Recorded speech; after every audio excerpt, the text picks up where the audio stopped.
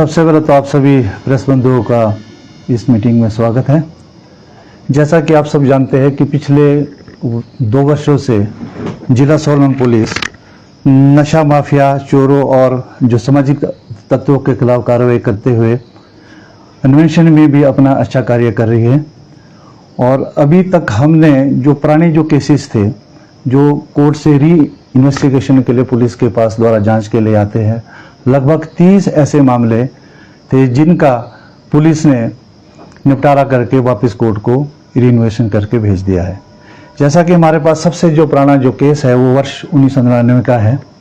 ये पुलिस थाना परमाणु का केस था, जिसमें पुलिस के जो इन्वेस्टिगेशन करता थे उन्होंने अपनी अच्छी कार्रवाई करते हुए इसमें हमने कुछ हैंडराइटिंग्स के स्पेसिमेन लेकर एफएसएल जुनगा भेजे थे, जो वहाँ से जब रिजल्ट प्राप्त हुआ उसके आधार पर हमने इसमें कोर्ट में ये केस भेज दिए। मैं थोड़ी आपकी जानकारी के लिए कुछ बताना चाहूँगा। जैसे कि हमारे पास लगभग ये जो 420 के 18 केसेस थे, जो फ्रॉड के जो केसेस होते, जो पुराने जो हमारी सेक्शंस थी उसके आधार पर 420, 467, 468 आईपीसी में दर्ज हुए थे उस समय। अब तो नया कानून आ गया है, तो ये जो 18 मामले थे ये हमने सब कोर्ट में रीइन्वेस्टिगेशन करके भेज दिए हैं। और जो सबसे जो पुराना जो हमारे पास जो मामला था वर्ष 1999 का था, 2001 के थे, 2009 के है, 2011 के है, 2020 के, 2021 के। जो 1999 का बताया परमाणु वाला मामला, ये 420 का था, क्या मामला था पूरा? हाँ, ये जो मामला था ये 19/4/2099 को ये पुलिस थाना में ये केस अंडर सेक्शन 420, 467, 68, 71 आईपीसी में पंजीकृत हुआ था। बेसिकली ये जो मामला था ये कोई आशीष गुप्ता नाम के जो व्यक्ति थे, उनकी कोई अपनी एक इंडस्ट्री थी वहाँ और उसके ये डायरेक्टर थे। इनके साथ 2 और इसमें जो व्यक्ति थे वो भी डायरेक्टर के पद पर ही कार्यरत थे और इनके कुछ कंपनी के आपस में कुछ शेयर थे और कुछ एक फाइलें गायब थी। तो उस समय पुलिस को कोई ऐसी कोई तथ्य सामने नहीं आए थे कि जिस कारण इसमें चालान बना सका था। और जब ये द्वारा कोर्ट में जो शिकायत करता था वो अपनी शिकायत से सहमत ना था, तो कोर्ट ने वापस ही हमारे को रीइन्वेस्टिगेशन के दिया था।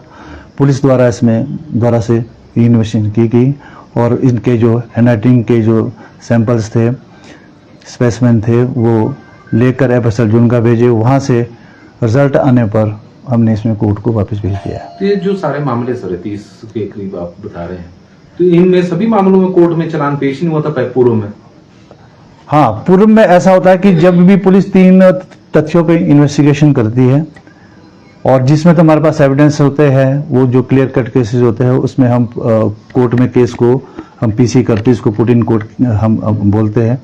कुछ एक केसेस ऐसे होते हैं जिसमें हम खास करके कैंसिल करते, कोई ऐसे तथ्य हमारे पास एविडेंस कलेक्ट नहीं हो पाती जिसके आधार पर पुलिस इसमें कैंसिलिंग रिपोर्ट तैयार करती है। लेकिन जब जो शिकायत करता होता है, जब वो कोर्ट में जाता है और वो अपनी इन्वेस्टिगेशन पुलिस द्वारा की गई इन्वेस्टिगेशन से सहमत नहीं होता है, तो कोर्ट वापस उसको री इन्वेस्टिगेशन के लिए भेजती है। ये सारे जो मामले हैं, ये जो 30 मामले सारे इसी प्रकार के थे जो द्वारा से इसमें पुलिस द्वारा जांच की गई।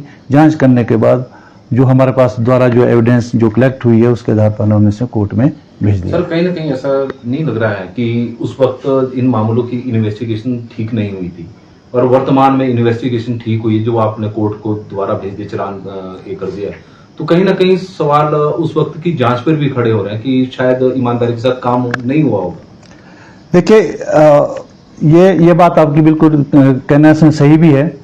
और कई बार ऐसा होता है कि जो शिकायतकर्ता जो होता है, अगर पुलिस ने एक अच्छी जांच भी की है और कोई ऐसी एविडेंस प्राप्त नहीं हुआ है मौके से, या कोई साइंटिफिक है या फिजिकल एविडेंस है, फिर भी जो शिकायत करता होता है सहमत नहीं होता है, लेकिन कोर्ट फिर भी द्वारा उस ही इन्वेस्टिगेशन को द्वारा से री जांच के लिए भेजी जाती है।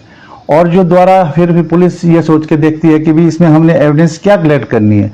तो एक एविडेंस हमारी होती है कि एक व्यक्ति होता है जो पर्टिकुलर किस चीज को देखता करता है, उसके कल को वो कोर्ट में मुकर भी जाता है। लेकिन जो फिजिकल एविडेंस, जो हमारे एक डॉक्यूमेंट्री एविडेंस होती है, वो कभी झूठ नहीं बोलती है। तो इसलिए जैसे ये 1999 का जो केस हम आपको बता रहे हैं, ये एक डॉक्यूमेंट्री एविडेंस हमने द्वारा से ये कलेक्ट की है।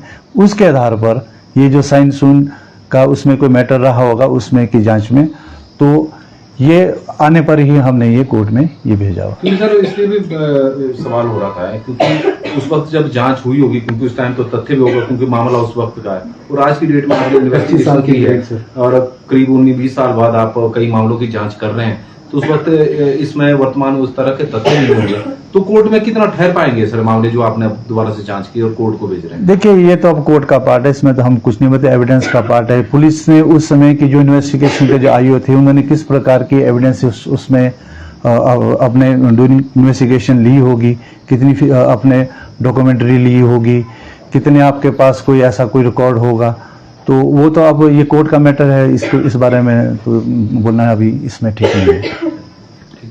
सर सोलन में सर एक अभी पीछे एक मुहिम चली हुई थी जिसमें लोगों को जागरूक किया गया, टेस्ट की गई, आंखें टेस्ट की गई, बाईपास पर सर थी, क्या मुहिम थी, कितने लोगों के करीब आंखें चेक की गई और क्या उद्देश्य था जी?